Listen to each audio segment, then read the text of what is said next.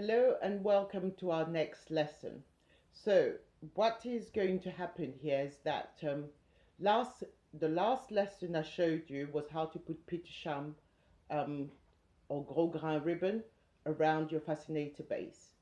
So what we're going to do, hopefully, actually before I proceed, some of you have actually been clever enough to iron the edges of this flat, with a nice steam iron using a cloth over it so as not to stain the Petersham, and just iron it, press it on both sides, okay? Um, there are many ways in which you can attach a fascinator base to the head, okay? And one of the popular ways is to use combs.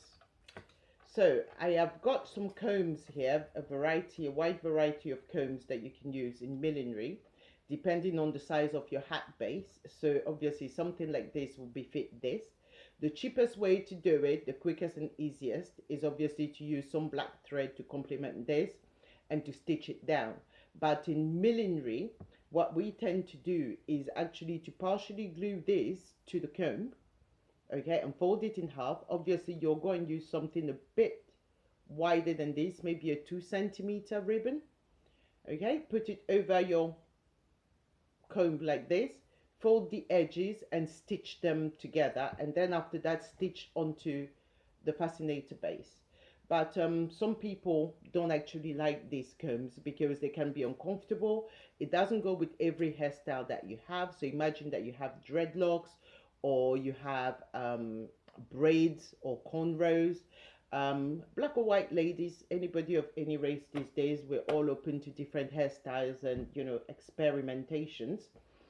So it will not fit everybody, and it can apparently cause a bit of a headache. So today what we're going to do is how to place elastic on this base. And what I've got here is different types of elastic for you.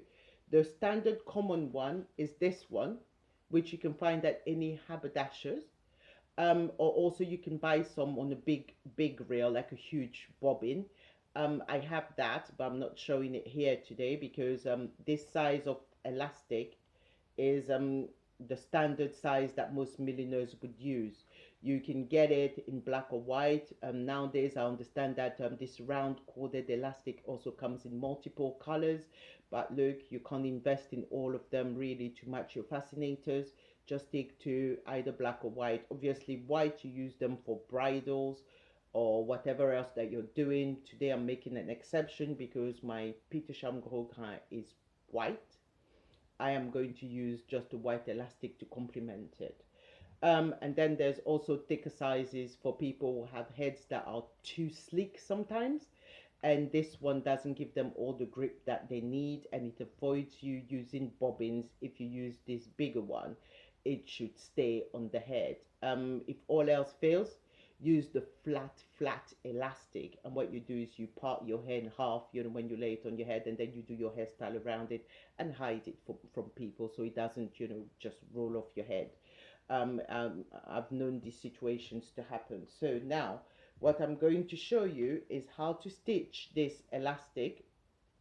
And what you do is you take the size of the elastic, you knot the ends, you have to knot this end and pull it tight to secure it. And what you do is you now take the elastic, and to measure it, you pull sufficient amount of elastic to the top of the head like this, okay? And then you cut it. You cut it on the stretch. You have to cut it. So this is the size of the elastic you're going to need.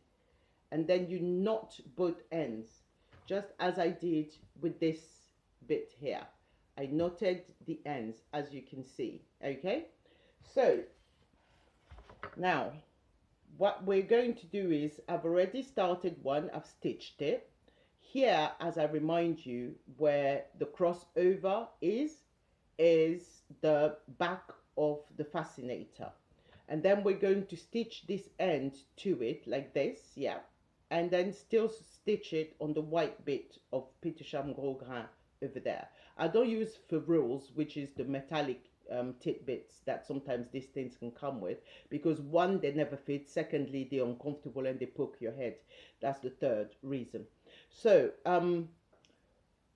and then what we're going to do, the challenge will be to try to transform this non-acceptable size into an acceptable ascot size.